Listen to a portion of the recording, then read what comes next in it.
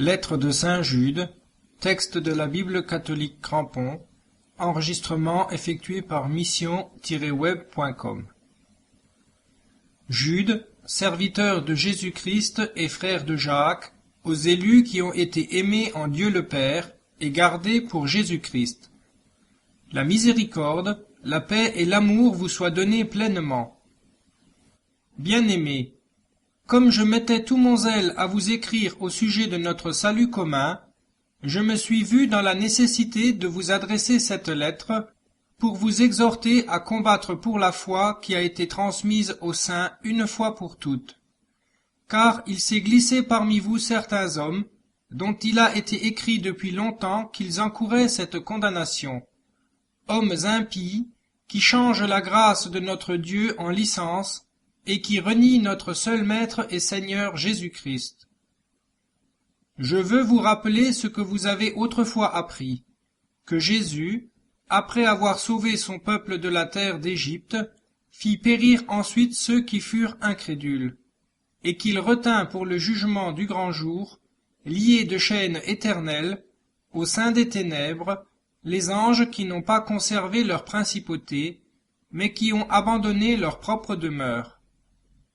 De même Sodome et Gomorrhe, et les villes voisines qui se livrèrent à la même sorte d'impudicité et abusèrent d'une chair étrangère, gisent là en exemple, subissant la peine d'un feu éternel.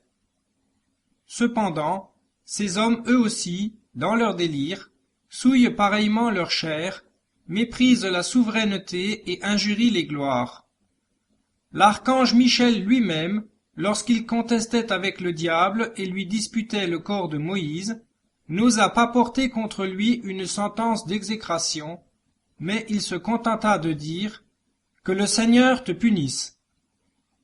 Mais ceux-ci, ils blasphèment tout ce qu'ils ignorent, et quant à ce qu'ils connaissent naturellement, comme les bêtes sans raison, ils s'y corrompent. Malheur à eux, car ils sont entrés dans la voie de Caïn. Ils se sont jetés pour un salaire dans l'égarement de Balaam. Ils se sont perdus par la révolte de Corée. Ils sont des écueils dans vos agapes, où ils font impudemment bonne chère, ne songeant qu'à se repaître eux-mêmes. Nuées sans eau, emportés au hasard par les vents. Arbres d'automne sans fruits, 2 fois morts, déracinés. Vagues furieuses de la mer, jetant l'écume de leur honte.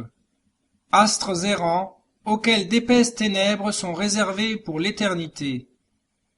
C'est d'eux aussi qu'Enoch, le 7e patriarche depuis Adam, a prophétisé en ces termes. Voici que le Seigneur est venu avec la multitude innombrable de ses saints, pour exécuter son jugement sur tous, et convaincre tous les impies de toutes les œuvres d'impiété qu'ils ont commises, et de toutes les paroles criminelles que pécheurs impies ont proférées contre lui. Ce sont des gens qui murmurent et se plaignent sans cesse de leur sort, qui vivent au gré de leur convoitise, ont la bouche remplie de paroles pompeuses, et qui par intérêt se font admirateurs d'autrui.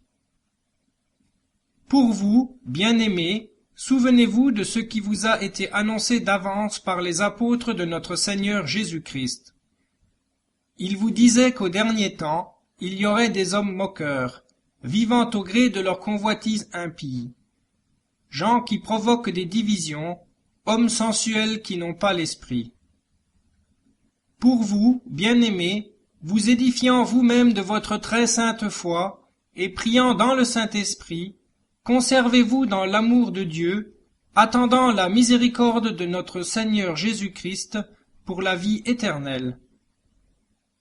Il en est qu'il faut confondre comme déjà séparés de vous. D'autres, sauvez-les en les arrachant au feu.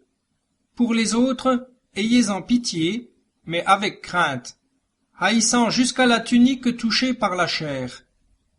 À celui qui a le pouvoir de vous préserver de toute chute et de vous faire paraître irrépréhensible et plein d'allégresse devant le trône de sa gloire, au seul Dieu, notre Sauveur, par Jésus-Christ, notre Seigneur, soit gloire, majesté, force et empire dès avant tous les temps, et maintenant, et dans tous les siècles.